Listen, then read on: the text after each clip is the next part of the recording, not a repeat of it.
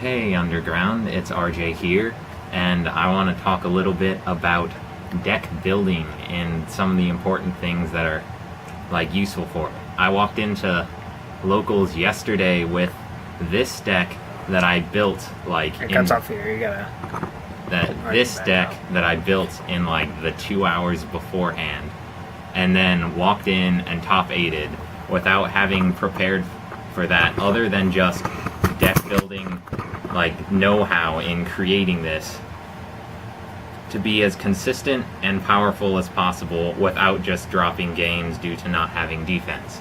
And those are the three important things that I want to talk about in deck building. Nobody has any idea what deck you're talking about yet. Well, now they do, because it's one of my favorites, Mystic Piper. And to start off with the first thing, consistency. You have to make a deck that's consistent. I did this with the 3 Mystic Piper, which obviously you tribute it to draw a card. If it's a level 1, you reveal and draw another. You use this to get through your deck, and then it's also a light for Chaos Boss monsters. To continue with the consistency, I played 3 Mathematician and 1 Treeborn Frog, which is more level 1 that you can use for Piper, and it enables a lot of combos in the deck. And then, on top of that, this is a little bit out of order, but 1 spell, 1 for 1, because it lets me get either Mystic Piper or Treeborn Frog from deck. Now this suite of 8 cards in particular is very important, because this is 8 cards out of my deck of 40 cards that I want to open up with. If I open up with either Mathematician or Piper or Treeborn or 1 for 1, that is a good, strong opening play. And now the number 8 is important, because if your deck's 40 cards and you start with a hand of 5 cards, you're drawing through 1/8 of your deck. So statistically, I'm going to see one of these cards that contribute to the consistency of my deck and get it rolling. Now, continuing talking about that philosophy, I also played 8 defensive options to ensure that I was not just shut out in the early game. 3 Battle Fader, 2 Ghostrick Jackfrost, 1 Gores, and 2 Tragodia. This, another 8, if I, according to the rules of statistics, I'm probably going to get at least one of them, which will allow me to turn the setup that these cards provide into some actual real plays later into the game.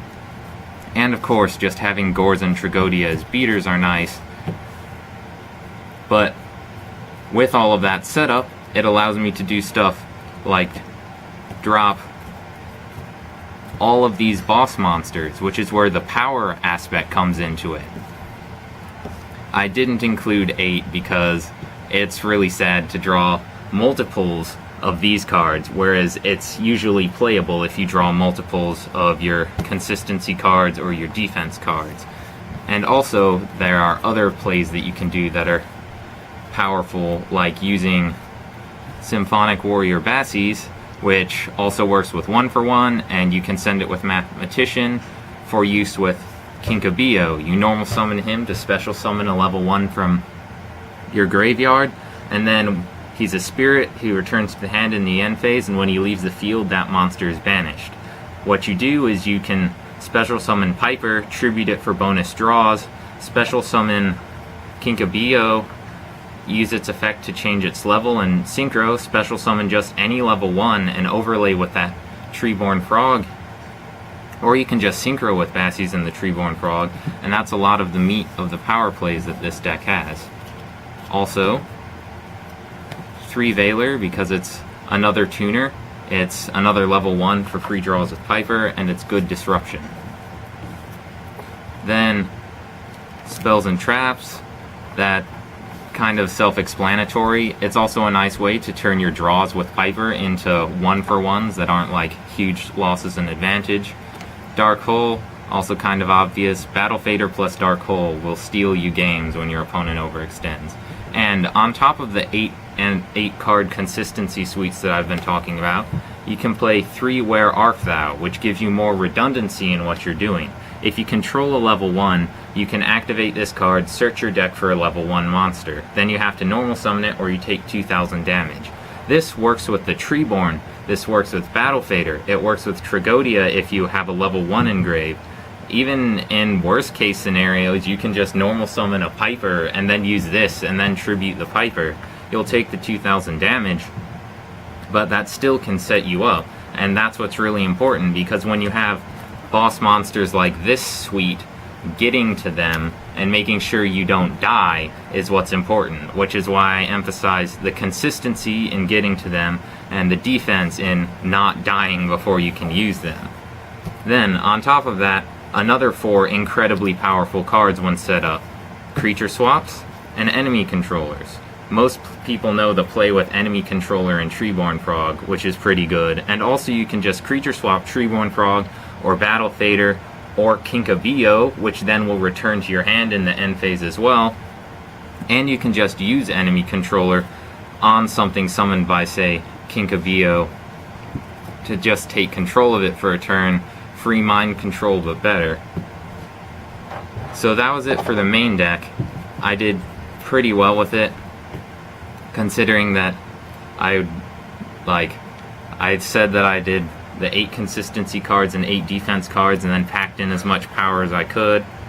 Then the extra deck as well: Slacker Magician, rank 1 XYZ, Ghost Trick Dullahan, MVP rank 1 XYZ, because you can make this actually for free with Treeborn Frog and something that you summon with Kinkavio. Then its effect is you can detach 1 on either player's turn once per turn to have the attack of a monster face up on the field. And also it gains attack equal to the number of Ghost Trick cards you control, pretty much just itself in this deck. So it's like a pseudo 2400 beater that you can make for free. And best of all, when it goes to the graveyard, you can add a Ghost Trick card other than this one from the graveyard to your hand.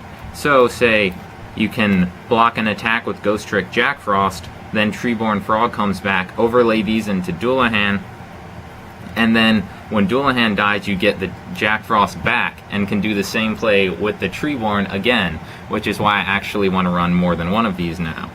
Then Downerd Magician, which you can just drop on top of Slacker Magician if you need to get a light engrave, or you can drop on top of Ghost Trick Dullahan if your opponent has a breakthrough skill or something, or if they just could summon more than one beater that could swing over Ghost Trick Dullahan.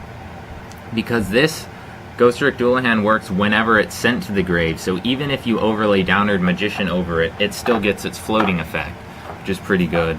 Then Ptolemy's M7 for if you have Chaos Sorcerer and Caius, or alternatively, if you adjust the level of Symphonic Warrior Bassies to 6, you can then overlay that with Chaos Sorcerer or something, get a Banish, and then add the Chaos Sorcerer back. Or if you creature swap their Pleiades, you can put it on top next level. Next level plays.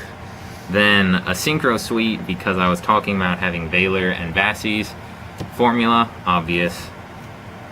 Mistbird Clausulus, just for level 3 access. Sometimes you have to turn off an Ophion or something, so you normal summon Kinkavio, special a level 1 tuner, and then use that in your Treeborn. Those 3 can use this to turn off that Ophion and drop a boss monster. Underworld Fighter Balmung, just a dark generic 4 that also floats when destroyed by card effects. Catastor, obvious. Armades, a light level 5. Goyo Guardian, because that's unbanned now. Pretty fun. Black Rose Dragon. Stardust Dragon. Crimson Blader. Scrap Dragon. And Leo, because sometimes you just have so many cards in hand that you can make your Symphonic Warrior Bassies a level 9. That's it for the main and extra deck. Side deck, still work in progress, but there's just good stuff that you can side, like DD Crow and Max C that are helpful in this deck. And if you take a leaf from the pages of the one guy, I don't remember his name, I'm sorry, who top forward the YCS in Dino Rabbit format, he claimed to have sided Mirror Forces and Torrential Tributes to just take people off guard with this deck, because you're only really expecting the sort of hand trap defense that like you can plus off of with Piper draws, but that doesn't mean that this isn't like other types of thing aren't viable. Like if you aren't playing Treeborn Frog, you can definitely side in Decree or just main deck like I guess now 3 Mirror Force, just so people have to play around that too, and it lets you live that much longer. To play around a garbage card. I mean, it's a Isn't 3. that just playing? Yeah, but you never know. I ran into people playing Mirror Force yesterday. But yeah, that's pretty much what I wanted to talk about, how knowing the fundamentals of deck building when designing this, I was able to make something consistent and powerful that wouldn't just drop games, and that took me to top 8 of the locals that I just entered in with no practice with this. So, RJ out.